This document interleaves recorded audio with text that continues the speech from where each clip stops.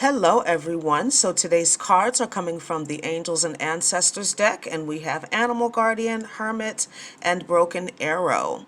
So if you've been watching my readings, you know that this Broken Arrow card in this deck is a card of negative energy release.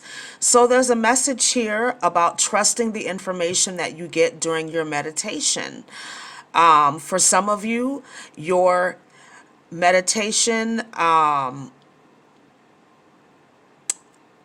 you have spirit animals that show up in your meditation, and these spirit animals represent people, or these animals could be showing up to guide you with one of their attributes, right? So we have a raven, we have an owl, and we have a black panther here. We have a baby deer, or is that a doe? I'm not really sure. But this is about trusting the messages that you get from your spirit animal team, right?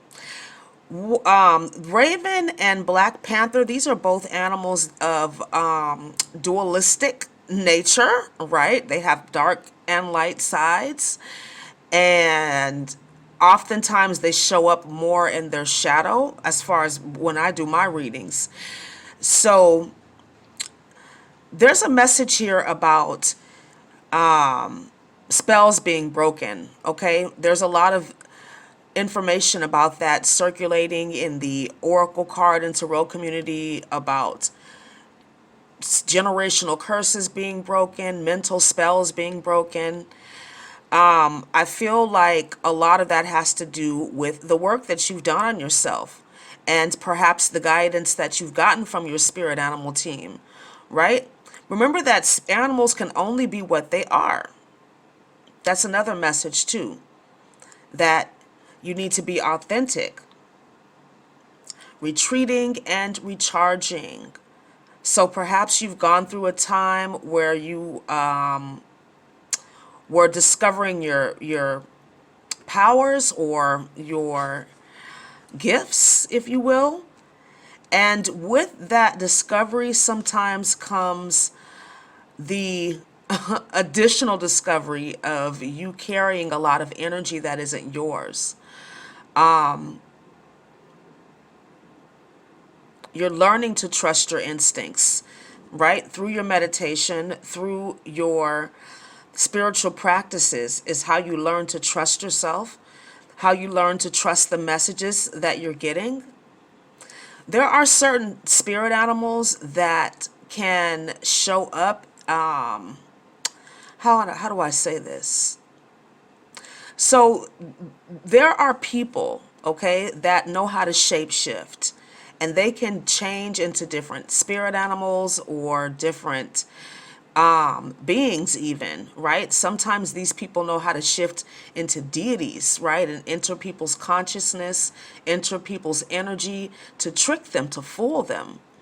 So I know that owl sometimes shows up as an unauthentic energy. So you have to be careful. Like a lot of people look to owl like as a, a very powerful spirit animal, but owls can be tricky, okay?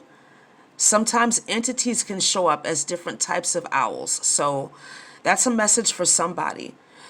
And a lot of times well, let me say this. If you are intuitive, okay, like me, then you're able to pick up on messages from your environment as well. So if you see a lot of blackbirds, dead blackbirds in particular, that's an indication that a spell has been broken. That somebody either tried to do some work on you, or, something was done and now it's been undone, energetically speaking. And when you see a dead black bird, that is a physical indication of that ending, of that conclusion, of that energy. Okay? So retreating and recharging. I have A couple of crystals here. Carnelian. This is my carnelian egg, one of my favorite stones to work with when I am feeling like I need more energy, like I need to retreat, I need to recharge, refresh myself. I need a boost of stamina, a boost of willpower. Carnelian is very good. It resonates with the sacral chakra. I will definitely use this during meditation often. And I have two types of amethyst. I have this, regular amethyst here, and then I have a chevron amethyst, and they both have the same qualities, very protective, very helpful when it comes to meditation and learning to trust your intuition and to follow it. They're also very good for protecting your mental energy, again, from tricksters, from shapeshifters, right? So people will go as far as to look into your energy to see what types of entities you're working with, or who you're praying to, or what you are considering your higher power, and they will try to mimic that in order to trick you. And the way that they do that is to come in through your crown chakra, or again to shapeshift as in turning into a spirit animal. So when you're retreating, when you're recharging, make sure that you're protecting yourself. Sometimes I see these lights as angels, ancestors. This is actually the Shiryantra sign behind him.